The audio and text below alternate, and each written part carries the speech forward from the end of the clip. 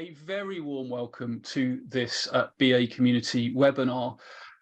You're probably joining this webinar for the same reason that I was really interested in hosting it, in that you probably are hearing more and more about product, whether that's product ownership, product management, and you're probably wondering how that fits with projects and project management. And you may even be wondering how that fits with business analysis. And I did a rather cheeky thing in that I saw, and some of you will be aware of, many of you will be aware of, I'm sure, the BA and Beyond conference, which is happening in May in both Belgium and the Netherlands. Is I rather cheekily approached some of the speakers. I sort of borrowed some of the speakers' approach them to see whether they might be interested in having a pre-conversation about some of the stuff they're going to talk about. So before we get started, do take a look at the BA and Beyond website, a great conference, and I'll remind you of this at the end, but if you do register, there's a discount code, Black Metric, which will give you a discount against your ticket as well. But there's a really, really good, really compelling program there. So do take a look at that. But also keep in mind that you can ask questions as we go through the session. So do get your questions ready, put them in the Q&A tab as well. And I'll be keeping an eye on the Q&A tab and the chat as best that I can. But I'll start by asking our panelists to introduce themselves. And as I always do, I do my real challenge, which is introduce yourself and why you're interested in this topic in like 60 seconds or less, which is a really hard thing to ask. So I'm going to randomly pick Anna first. So Anna, who are you, where are you from, and why are you interested in this?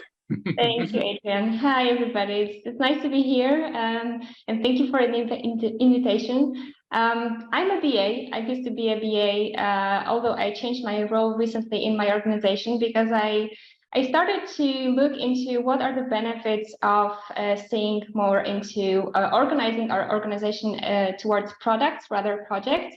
And this is something that really helps me to be a better BA in a sense that when I was a BA, I was having trouble to really focus on what is the actual need for which we are trying to solve a problem for. And now with product thinking, I think there is a much more chance that we can actually find the right problems for the right customers. And that's why product orientation is something that is a driving force for me in this field. Thank you. Oh, fantastic, Anna, and music to my ears about understanding the real problem and understanding the real need. So excellent. So from Anna, we'll randomly go to Ryan. So Ryan, what interests you in this topic and what's your background? Thanks, Adrian. I mean, I've been called many things, sometimes not the greatest things, but it all boils down to being a business analyst. And then in terms of this topic, I'm going to put out a controversial one. I would say, if you're a BA and you're not thinking about product, you're not going to be a BA for very long. And that's why I'm interested in it. I think product is definitely something we have to be thinking about if we want to stay relevant. Absolutely, staying relevant is always important, and thinking ahead, thinking about how we can really create value with our organizations. So excellent. Myriam, what's your background? What interests you about this topic? Hello, so I'm also working as a BA at the company Actemium. What we do is also we build products. We have some software products for the agro-food industry, but we gather our information by doing projects. So me as a business analyst, I gather the information as much as needed from my customers, and I try to translate it to the developers. So, but where we also have the struggle is where do we, till which point are we going to follow our customers in the projects, and where do we start thinking about our product because we want it that it stays a product. Absolutely, and that challenge of balancing the project and product worlds is something I'm sure we'll talk about as the session progresses. So excellent. And but last by no means least, Stephen, what's your background and why is this a topic you're enthusiastic about? Oh, hello everybody. I'm Stephen. I'm currently branch manager, but I have a long history. In the previous life, I started as a business analyst / project engineer. And I think that sums it up, because then I moved into doing larger projects as a project manager, but also kept internally as a product manager. And it was always combining doing projects and in the meanwhile building products. And I've very long time I've thought that we were the only ones suffering in doing that, but apparently it's a hot topic, and I'm eager to learn from the other panelists, but also to give my own input on the subject. Fantastic, fantastic. Well, thank you all for taking the time to, to have this conversation. I know from the number of people that have registered that it's a really, really popular and hot topic. And as Ryan says, it's very, very important that we all, learn from each other and stay current and relevant. So I'm going to start by talking about definitions, because there may be some people tuning into this session who have only just heard of product management. There will probably be more people who have heard of it but are wondering what the differences are between product management and project management. So the first question I'm going to put to you as a panel is, what is product management, and how would you say it differs from project management? And I'm going to go to Anna first on that one. I'm going to put Anna on the spot with a really hard question. Yeah, you're tough on me, really. So I don't think I want to share a one definition, because I believe that in any different circumstances that could be applied differently. I would say that the shift from project to product is a shift of thinking, what are we actually trying to accomplish? And when the old school, let's say, project management thinks about a fixed budget or a fixed scope or a fixed time that we usually think about what's in the project, then the product management or product ways of working are more related to continuous discovery process. There is a certain product that enables value for a certain group of customers, and it's an effort that continuously goes to ensure that we understand what are the pain points, what are the needs, what are the opportunities to be addressed for that particular group. So it's a shift of working, it's a shift of thinking, and it could be also different from how it's organized in the enterprise levels, or different angles to really look into.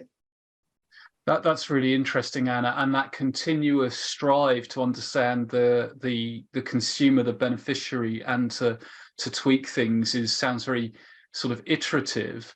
So if I bring Ryan in here, if you think about product management in your organization or your context, anything you'd add, and how would you differentiate it from project management? Yeah, so I mean, the thing that stood out and sort of touched on a little bit is project management assumes an end and assumes at the beginning of the onset you're going to figure out what the end is, whereas product management says, well, we don't really know where the end is going to be. And we need to work in small steps and small little pieces, working towards an end or towards a goal. Obviously, you've got goals and objectives, you're working towards something, but you can pivot halfway through. Your understanding can change, your budget can change, many things can change along the way. And Adrian, I think a part of that becomes really pivotal to me is you can't be in a product mindset if you're not in an iterative thinking mindset. So people often think, if you're thinking of product, yes, we don't know the end, we don't know when we're going to finish, but a key thing that you need to worry about there is making sure that every release, you're releasing something of value to the organization. And theoretically, you can put up your hands and say, I'm done at any point. Whereas a project is only done at the very, very end once you've met all the needs. Theoretically, any team that I work for should be able to, at the end of every sprint, close down, and whatever they've done is left offering value and has a business case in isolation. So yeah, I think very similar to what Anna said. Yeah, so, and again, what that implies to me, Ryan, if I'm understanding you correctly, is it leans very heavily towards the idea of almost, this is an ugly way of phrasing it, but almost hypothesis-driven development, in that actually you don't necessarily know what's going to work up front. In fact, you almost certainly don't know what's going to work, and you just, you put stuff out there, and you learn along the way, and you can't know when you start when you're going to be done, because you haven't, it's that continual discovery that Anna was talking about. And just to add on to that, I mean, I don't think it's an ugly way. I think it's the way to put it. It is hypothesis, because the one thing that I'm quite confident on is none of us actually know. We think we know. We have a suspicion that we deliver a requirement and it's going to equal X value, but we don't really know. And anyone who thinks they know is overly cocky. So you have a hunch, you have a hypothesis, you have a feeling, you implement it, and you need to track back and check that feeling you have, that hunch that you have, actually delivers the value that you expected it to do. And then if you're correct, you continue. If you're not correct, you pivot a bit. So yeah, I think it's the only way to say it. Excellent, excellent. So, Myriam, from your experience, I mean, we've heard a really wide definition from Anna and Ryan there, but anything you'd add from your experience of product management, how it differs from project management? Yes, well, what we do is we build software for customers. So where in a project I have a real question from a customer and I try to answer that question. And in the project, you want to have a solution for that business case from that customer, okay? But then when you want to really build in that feature in your product, you need to make sure that you check for every customer or the big part of the customers. Is this also what you need, and how do you work with this? So you need to, the question my customer number one asked me, I need to check it with the others before I implement something in our product. So indeed, for me, the project has a clear endpoint, like, okay, we need to have this at the end of the product, at the end of the project. But in our product, it's constantly checking, okay, does it work for the others as well? And how are we going to make sure it works for everyone? Yeah, that's really interesting, that taking that holistic view of the user base and understanding who it might be good for and bad for. Stephen, I mean, it's always really hard going last on these conversations, but I know you mentioned project versus product. I wonder if you maybe could enlarge on that point in terms of, do you think the two methods can coexist, or do they butt up against each other and cause problems, would you say? I guess they butt up against each other and they cause friction, to the point that if you're doing a project and you have, as Ryan said, a clear end goal, that's the end goal of the project, it will be finished when we reach the goal.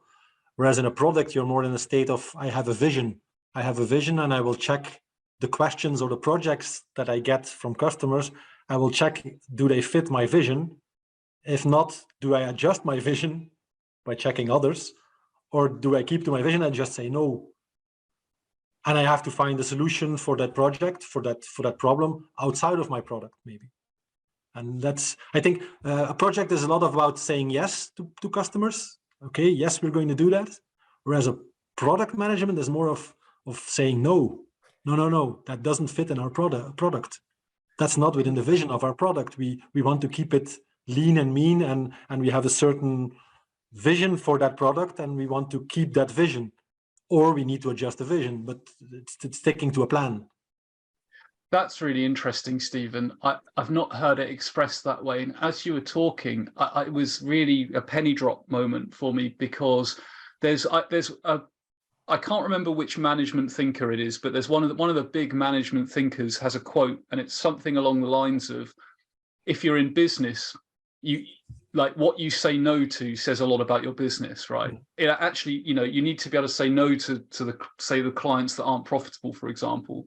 And that's interesting, because what you're implying there is actually, if you've got a product vision, one of the ways that you control scope, of course, and the way you try not to be everything to everyone is by saying no, by saying, yeah, you've got this laser-like focus. So interesting. Adrian, can I just add into that? I mean, just thinking out loud here at the same time, potentially one of the other ways of separating the two is to think of the financing model behind them.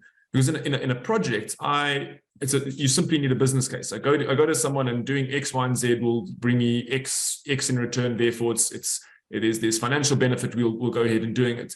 Product looks at it slightly different. A modern organization that operates in a good way says, well, we're willing to spend X amount fixing problems, solving issues, delivering custom enhancements. And within that, you prioritize different requirements. So just because something has a business case doesn't mean it has the most business case in an organization.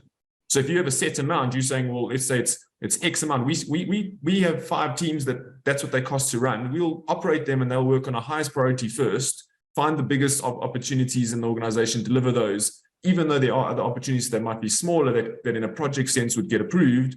We don't go ahead with them because they don't offer the most value. Yeah, that's interesting. And that's, again, kind of reminding me of, I remember speaking to Alan Kelly a while back, and he almost talked about, like, if you'll probably be familiar. I don't know which countries this thing airs in, but in the UK it's called Dragon's Den, and in the US it's called Shark Tank, which is like where you've got someone with an idea and they go in front of like an investment committee, and maybe there's something like that in it, where it's like, actually, you've got to really put yourself behind your idea. So I want to bring in a question here that Claire's raised in the Q&A, and Claire asks, I'm interested in how the panelists see the contribution of products to a program. As a benefits manager, we recognize that a combination of projects in a program deliver benefits. I'd like to understand better whether products realize benefits, or whether products should be combined with other activities, brackets change management, to create value. So that's a really thoughtful and quite tricky question to answer, I'm sure. So who wants that one? I've got something.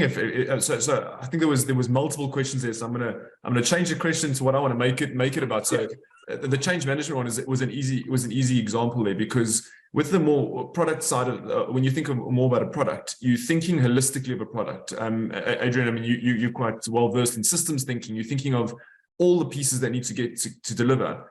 This webinar we can do the best webinar in the world, but if you don't market it, if you don't let people know about it, if you don't talk about other parts of it, people don't come to it. So it's about understanding a product as a holistic whole, including change management, which BAs sometimes don't get too involved in, and the after effects. How am I going to sell this product? How does the business know how to sell it? How does the business know how to use it? All of those things make a sort of a more holistic product. And yeah, I don't know if that really answers the question, but I'm gonna take it as that. But I see a lot of the questions coming in on the chat around can they coexist, product and project? And I think there was a bit of that in the questions, and I think they can. You can have both exist. So you can have product thinking within a project. So just because it's a project doesn't mean you couldn't think of it in a product-centric way. Excellent. That's really a really interesting perspective. So I want to move back now, and oh, sorry, Anna, I think you've got your hand up. That's very, very, very organized. Go ahead. I wanted to offer a different view here, because I think it's not really a matter of whether or not they can coexist, but whether or not they apply in certain circumstances. So I think project management, it's still valid as a way of organizing our activities to deliver value, but it might be more applicable in some types of industries, or in some types of basically the things that we want to do.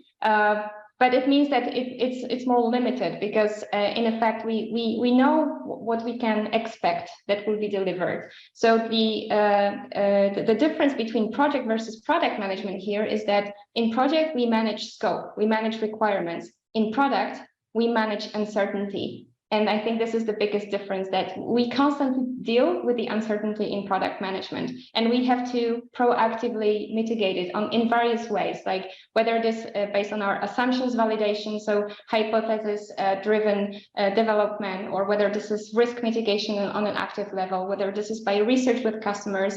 But this is a constant dealing with uncertainty, while in project this is more related to how do we deliver something.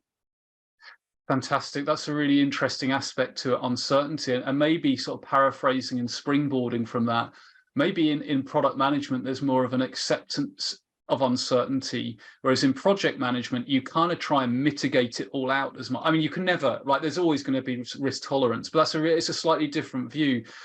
Stephen, go ahead. Well, I think from our point of view, we're making software products and implementing them at customers. So for us, the project is merely a means of delivery. We do a project to deliver our product to a customer, and that has to be self-sufficient in terms of, okay, hours spent by the team implementing it should be paid by the customer. But the project management or the project evolutions are fueled by the recurring revenue you get from licenses and or subscription fees from your product. So that's economically, if you see it, then this way, like projects are like you can add them up, but it's a quite linear growth. If you want to do more projects, then you just have to hire more people, because you can only do one project at a time, or you can only be occupied with one project at a time. Whereas product, that's more of a multiplication game. Whereas if you're growing a user base and there you have recurring revenue, then that's multiplied.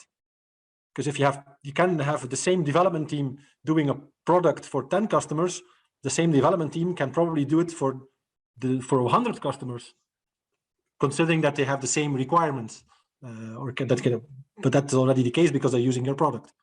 Yeah, so I think the whole difference between the two. That's really interesting as well, and that comes back to that point of knowing the customer, right, and knowing that niche, so that you can build something that is specific and meaningful for them.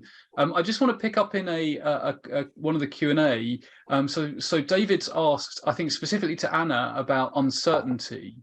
When you say uncertainty, do you mean uncertainty in terms of the value delivered? And in fact, I think you've just put a response in the chat there, but maybe if you just speak to that.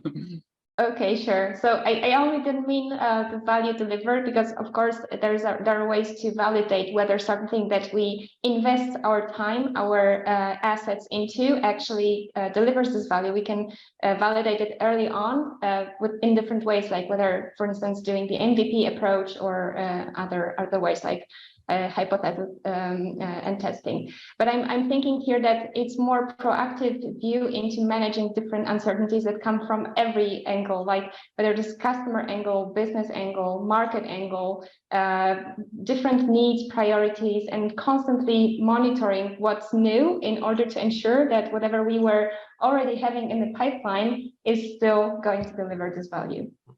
Yeah, absolutely. So again, like stepping back, looking at things from that macro level. So I'm going to shift the conversation a little bit here and think about business analysis, because I know a number of us on the session here are business analysts. Probably all of us have experience of business analysis. So it's sounding to me like a lot of this is about understanding the needs and perspectives of customers or stakeholders.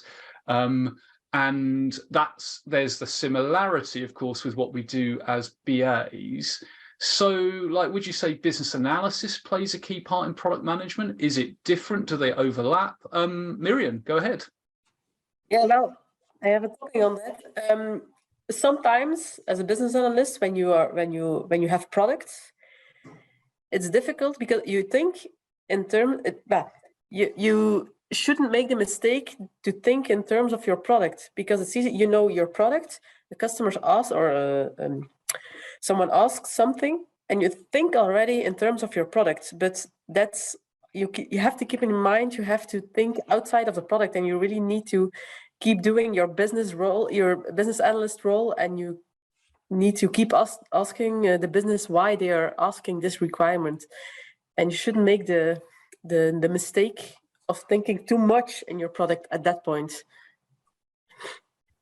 Yeah, that's really interesting as well, and it's balancing that internal and external view, and not getting to the point where, as the old expression goes, you see every problem as a nail because your product is a hammer, sort of type of situation. So excellent. I mean, Ryan, I suspect you'll have a view on this as well. Yeah. I mean, I was just thinking in my head yet while I was listening to that. And I think what's really important to you talk about product manager versus a BA, and where the skills line. I think a BA that starts to develop a product mindset is incredibly powerful, because a product manager who doesn't understand the technology side, or the BA side, breaking it down, loses the capabilities of understanding how to realize the value in the best ways. And I think BAs really understand that there are constraints. There are constraints that you have in any project, and you have to work within those constraints in itself, security is a constraint. It's a constraint that you have to type a username and password into an application to get in, but it's a necessary.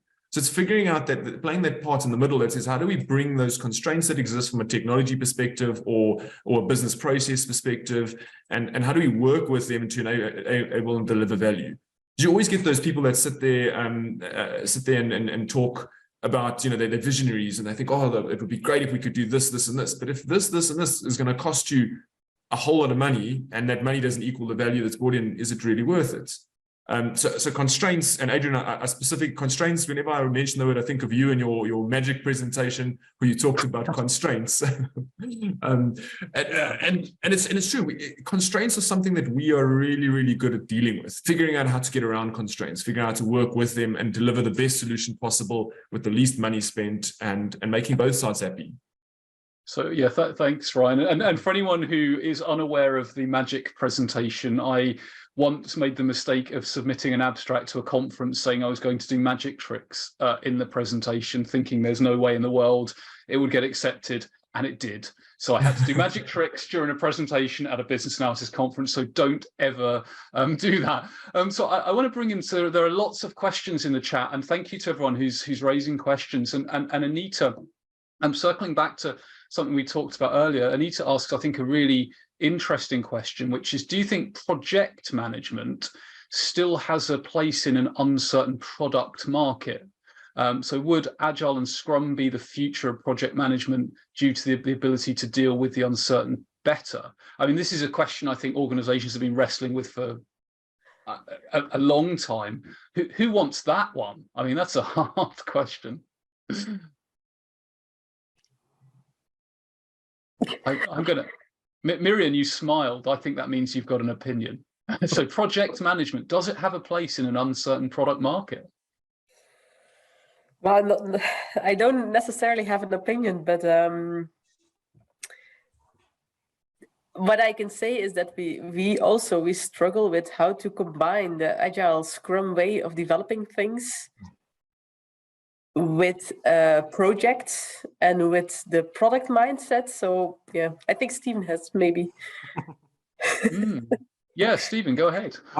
I guess the way we approach it now, that we still keep on doing projects, but we start out by doing, for example, we're going with our product to our customer in a project, and the first thing we do is do a fit gap analysis. And if the fit is large enough, then you already have a solid base to just implement the product and get them started. And the gaps, those are dropped on the doorstep of the product and say, okay, what can we do about the gaps? Can we get this on the roadmap somewhere? In which version will we get those, or when can we expect those adjustments or those new features that our customer really likes? And do we keep those inside the project because they fit in the timeline of the project, or do we have to say, no, that's for later, that's for a next project or a next iteration? Yeah. So I think it's possible to combine both, but it's hard. Yeah, and I mean, David asks an interesting and possibly philosophical question. What is a project anyway? Right, and that is, I know that sounds like a facetious point, but it is a really interesting one. And I mean, it's really easy to talk about a project like it's an actual thing, but like it is a made-up construct, right? Like it's not like a tree where you can say that's what a tree is. A project only exists because someone's decided that a project is a thing with a beginning and an end, which uses resources in that way, kind of thing. And a relatively new invention as well, I believe. But Anna, you have your hand up. I think it's something that we need to consider as if you decide between project and product, is that there are certain trade-offs between one and another. And as an organization, you need to be aware of what are you actually capable of doing, so or actually providing for, whether it comes to project management or product management. Because I think it's there are different setups, different mechanisms fueling both concepts. And at the same time, we are measuring different things in both project and product. So in a way, we also need to restructure those processes internally. Like if we think about enterprise, it means that there needs to be different mechanisms also fueling both project and product. So it means that you need to be aware like which one suits you better, and if you're able to actually change anything internally to be able to think about products. Because for starters, we're thinking about products because they are more durable, more stable ways of enhancing enterprise capabilities to deliver value. And it means that at some point you need to invest to have this stable, durable team. Maybe you're not able to have that because your workforce is constantly changing, or you're simply not able to do it because that's your model, that's your operating model. So it means there are different ways really to decide. And I don't think it's perfect to say that only product management is the way forward. I think it doesn't always apply. I think sorry, go ahead, Ryan. Yeah, so just to add on that, to someone asked what is a project, and to me it's simple. Is that age-old triangle? It's delivering specific scope in a specific time frame at an acceptable level of quality. And I think the only difference when you think of product is maybe the scope idea. It's what our idea of scope is. The idea of scope in a project is very finite, and it's a lot more detailed because you've done a lot more upfront analysis on it.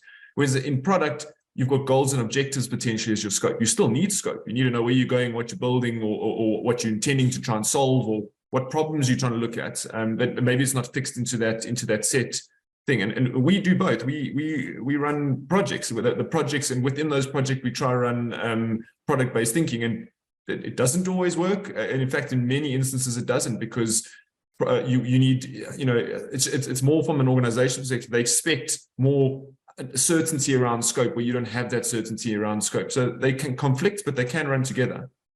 That's really interesting as well. And connecting what you were saying there, Ryan, to what Anna was saying, almost it's sounding like there needs to be that cultural change amongst the decision makers as well, to say, actually, okay, almost like investing in a portfolio of whatever. There's, this is a really risky product, but we're going to put a ring-fenced amount of money into it, and this is our core product, and that's a different investment at a risk appetite. It's really, really interesting. And I think Anna's point as well, I'm really pleased you made it, Anna, that it's not like project management disappear. It's not like it's like, well, that's bad and this is good. That's absolutely not the debate. It's about that application and where there's most value.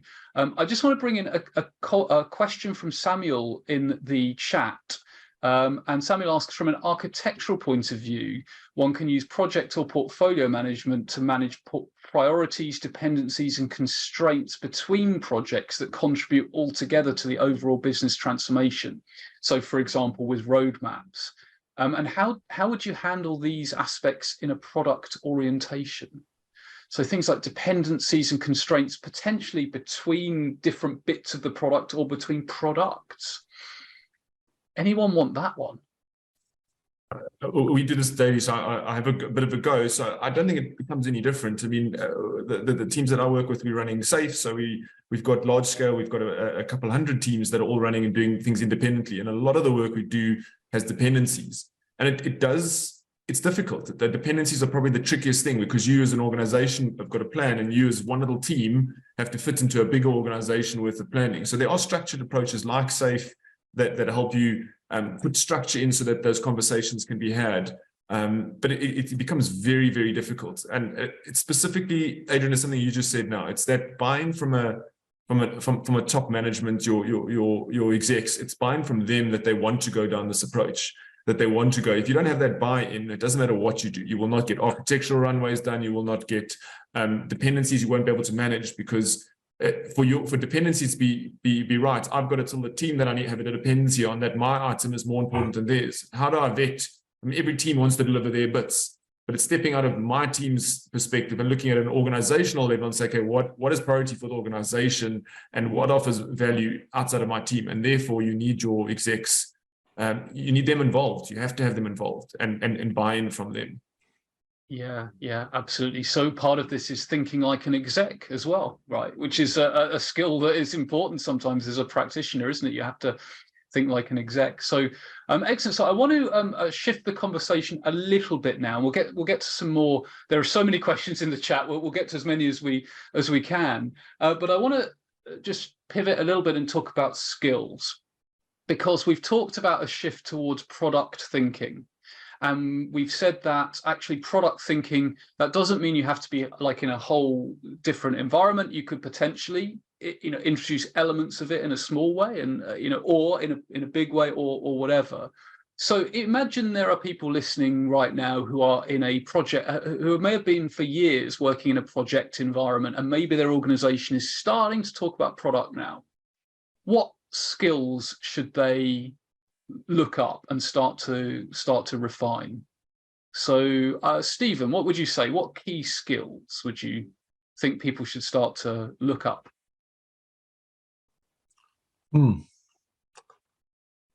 I think they need to shift focus from really, from short term to long term.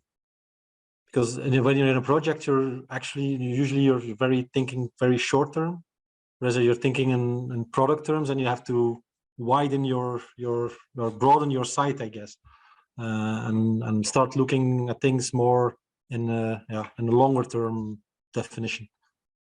Fantastic. So that longer term, and Myriam, go ahead. Yeah, what I like to add is, when you are building the product, imagine you have different project managers or different business analysts. When you want to create a product, you need a lot of communication between all those analysts, because one analyst can hear a requirement from a customer, but then another analyst can hear something else, and maybe at first sight it's a different requirement, but you really need to communicate with each other. And maybe when you dig deeper, it's in the end it's the same requirement. So I think when you want to create a product, you need a lot of, from all the people, so from all the stakeholders who are talking with users of your product, they will need to communicate intensively. Yeah, communication and coordination as well to get those messages across. Anna, what would you say the key skills would be? I would recommend to look more into understanding and validating the key insights from the customer side. We've used to think that this is maybe more specific to some other roles that BAs typically collaborate with, like UX researcher or other roles. But in fact, it's more about understanding how to translate those insights into meaningful hypotheses that could be validated in the product. So I would say digging more into not only the design thinking or the ways that products are designed, but also how do we actually get to the actual source of the needs from the end users. So customer journeys, customer point of view. Yeah, that customer-centric thinking. And Ryan, what kind of skills would you highlight? So I've been mulling around this concept for a little while called, and I think we should all be striving to be specialist generalists. So we've got to specialize in being generalists, and it sounds weird to think of that. But in order to have a product that's well built, you need to understand all the components to an extent. You don't need to be an expert in every single component, but I think you can't not understand change management. You can't understand financial models. You can't not understand. You need to be able to talk all those languages to be able to get to articulate the requirements and get requirements from different stakeholders to make sense of it. If you just understand how to write a good requirement, if you're a BA, or how to do good UX UI, if you're into that type of thing, you're not going to get far, because you need to understand fraud, you need to understand risk, you need to understand all those little components, marketing as aspects of it, particularly things like financials, and then also understand the market that your product exists in to an extent. If you're in banking, you need to understand banking markets, and when people talk about it, and that's curiosity, ensuring that you are constantly looking at the news and seeing what's out there and what's happening and what impacts your environment. When the rates change, do you understand what that means? Do you understand lending? All those kind of nuances. So specialist generalists is my term. I love that term, Ryan, and it kind of reminds me of that, like, curiosity and hunger for learning that I think so many of us have. and the ability to be able to like have a conversation where you say to someone, oh, you know, this new regulation that's coming out, does that, you know, I'd imagine that's really big for you. And they say, oh yeah, you know what, I'm really glad you know about that. So, you know, you don't necessarily have to read the legislation, but just to know it's there and know it affects their processes can be really, really important. So I'm going to go through, I'm going to do like quick fire now and go through as many of the questions and chat points as we can.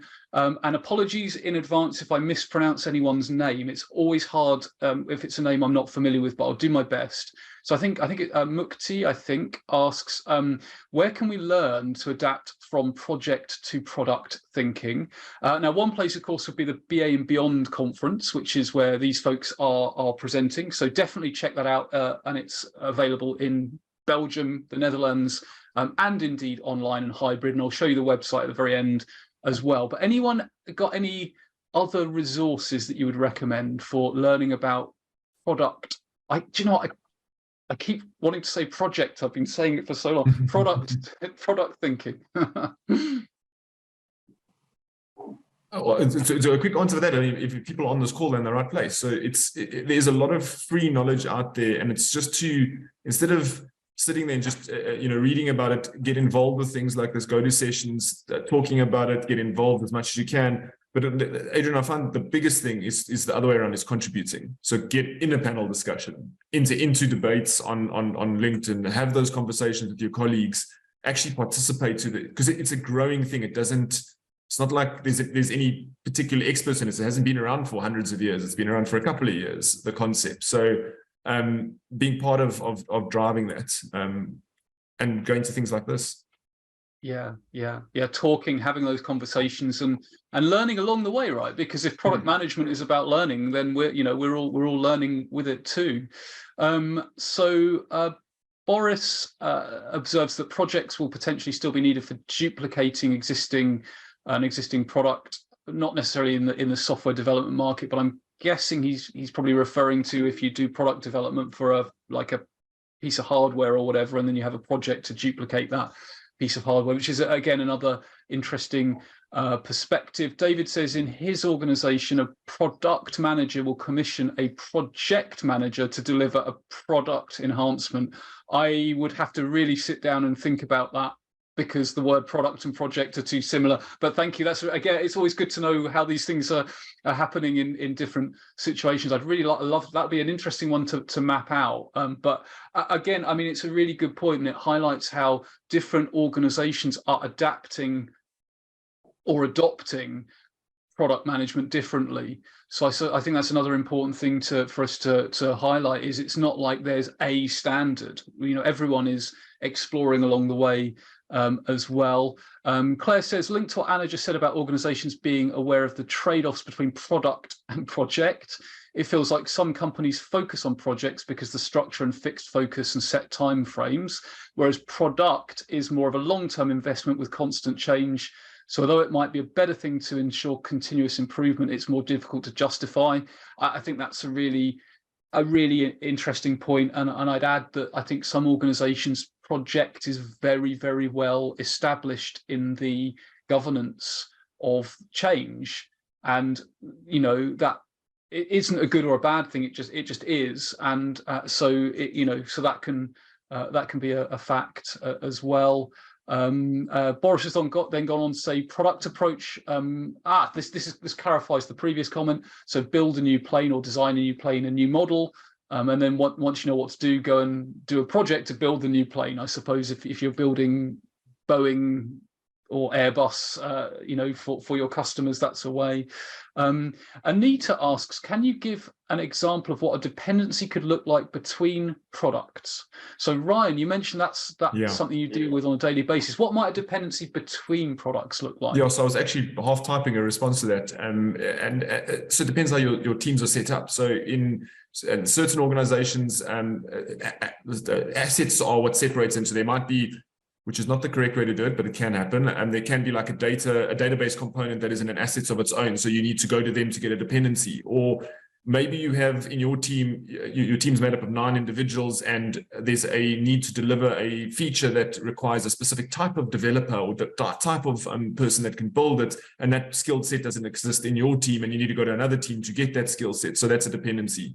And then there's also functional dependencies, where you could be delivering a product that focuses on onboarding and not the actual product experience for the customer, and your onboarding leans into the product experience in some way, and there's some dependency between the two. There's often that. So it really depends how your organization is set up. But we deal with it in fact, I've said this many times, our team is agile because we've got Jira and there's sticky notes lying around. That's how you know you're agile. Yeah, that's a sure sign. You must be agile if you've got those 2 things. On Jira, we actually have an outgoing dependency thing. So when we have a ticket and there's an outgoing dependency on another team, we'll actually say which team we have that dependency on. And all that is an ability to force the conversation with that team.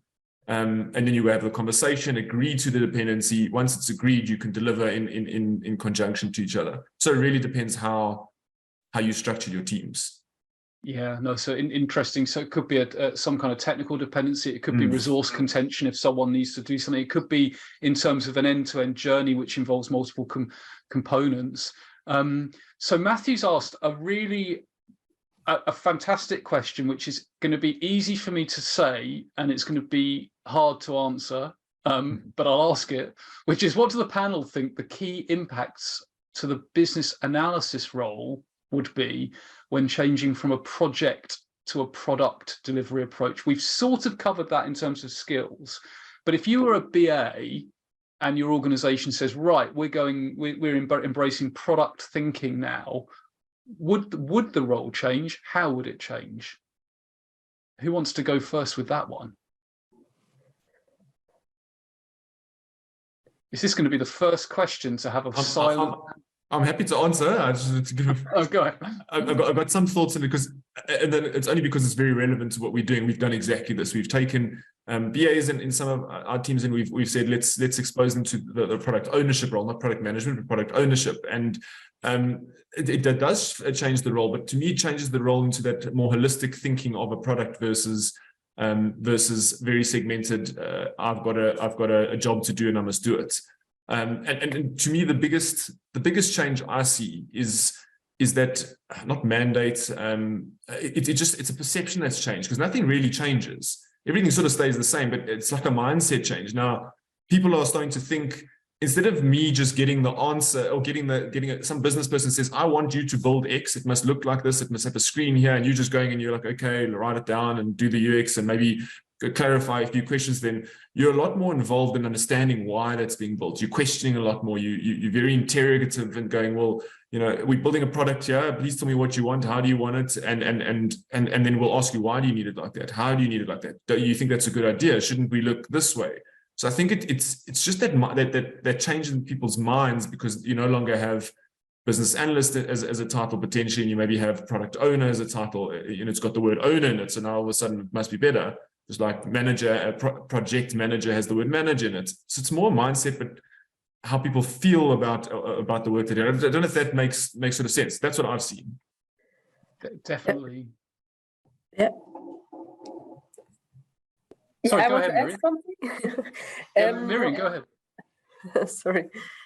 What I see when you're doing projects, and like Ryan said, you're basically okay. Your user, your customer tells you what they need, but making a product, it's sometimes also the other way around. So as a business analyst, you need to tell your customer, yeah, okay, I see what you need, but don't you need it? But don't you need something else? Because you see and you build something in the product that a lot of other customers use. So sometimes you also need to, the other way around, you need to tell sometimes your customer, okay, maybe you should change your process of doing things. Yeah, absolutely. Anna, you have your hand up as well. Thanks. I think to Myriam's point, I think we need to remember that maybe the customer is not always right, but the customer always has a point. And I think our role in here is to really ensure that we can either pursue with the idea or ensure that the idea is challenged if it's not really the one that is under the surface. But I also wanted to say it's the shift from project to product from a BA perspective should also mean the different speed of the way we actually address the problems. Because in projects, we're really more reactive. We hear or we get to know about a certain thing, and then we design, we plan, and we deliver. And in product thinking, I think it's more like we should be actually aware of what the customer needs before they actually realize of that need, and we are able to be quickly responding to those before they actually know it themselves. And anticipating need, thinking in that product mindset, thinking holistically, systemically, these are all fantastic things. Stephen, you had your hand up. Did you have anything to add? Or Well, I just wanted to summarize, because I think in doing projects that the BO role has more of a translator role, because you're translating the needs from your customer to your dev team who needs to build it for you. Whereas if you're going into product and in product mode, then you're more of a negotiator, because you're getting the message from your customer, and then you're going to negotiate internally with your product owner or product manager. Okay, does this fit or does this not fit? And then you go back and forth between the two into getting a compromise solution to the question. Fantastic. Well, there are more questions coming in on the chat. If we didn't answer your question, I do apologize. There's just a couple of particular questions I want to put to the panel before we close. So do make sure you stay on to the very end. The question I want to put to all of you is, you're presenting at BA and Beyond. Without giving too much away from your session, what is a key takeaway that people coming to your session will see? So let's go to Myriam and Steve first. What will people get from your session? Well, you can give one away, Myriam. I think what is important from our session is that when you want to extend your product, so when you want to build an extra feature on your product, you need to check that with a lot of people. So what Stephen just said, you're always in the middle between other BAs or customers or the product manager. So what I mean is, you need to check this feature we want to build. You want a response very quickly from other customers. So you want a very short feedback loop with all the stakeholders. Fantastic. So that short feedback loop to get that insight. Stephen, anything you'd add to that? No. Otherwise, we would be giving away too much. Yeah. That's true. One point per session. Yeah. Otherwise, it'll be unfair. So, Anna. Problem. So Anna, what will people take away from your session? I think it's important that product thinking is more like a perception. It's a mindset topic. So it doesn't really require some huge changes of the organization, because it's something that you as a BA working in a certain environment can apply immediately and can already observe the changes. Fantastic. And last but by no means least, Ryan. Yeah, so I mean, my intention is sort of to use an everyday concept, an analogy of a show we all probably know and understand, to have us think a bit differently. I think in the world today, we think of things as complicated, innovation as fancy things, as building the latest technology, and it's not always that. I mean, it was Friends as a TV show was very simple. So it's using that analogy to land some concepts, and hopefully people feeling a little or thinking a bit differently. Fantastic. So excellent. Okay, so I'm sure people will have really enjoyed listening to you all. So thank you to all of our speakers for attending this session. Just before we say our final thanks and final goodbyes, I've put in the chat the link to BA and Beyond. Please, do go ahead, check that session out. There's a discount code of Black Metric, which will get you a discount off of the ticket until the end of April. So be sure to check that out as well. I also want to just plug another couple of little things while we're here. If you've not come across BA Digest before, BA Digest is a completely free 60+ page magazine issued quarterly about all things BA. You can literally, you don't need to register, you can download it online or indeed read it online. Always dangerous to do this when I'm also live casting, but you can see it's a magazine about all things business analysis. I will put the link in the chat. Do check that out. And if you ever want to write an article, one of the things that Ryan mentioned, I thought was a really great point, get involved. Well, actually, if you want to write an article about product management or your experience of it, this is an open access journal. So anyone can submit an idea, and we'd always really love to hear from you about that as well. Finally, I just wanted to let everyone know about an upcoming webinar. You may have seen there's a book by Carl Weigers and Candice Hockinson called Essential Requirement Practices. Again, being rather cheeky, I just approached the authors and said, would you do a webinar? And they said yes. So in July, we've got a webinar with the authors of those books. Obviously, it takes a time to get time in people's diaries. Again, it is completely free. Now, this is the point where if this was a physical session, we'd be giving our panelists a round of applause. So a virtual round of applause for some fantastic insight from our panelists. Please do, connect with them. Like I always think a good way of giving a virtual round of applause is to connect with people on LinkedIn and keep the conversation. I can see people actually giving virtual round of applause in the chat, which is just so fantastic. But also, feel free to click through on their LinkedIn profile and connect. That's a really great way of saying, look, I really enjoyed what you had to say. So. In closing, thank you very much, Anna, Stephen, Ryan, Myriam, for sharing your insight with the community. Thank you to everyone who has attended live or indeed watched the recording. Check out BA and Beyond, and see you all again soon. So bye for now. Thanks. Enjoy the rest of your day.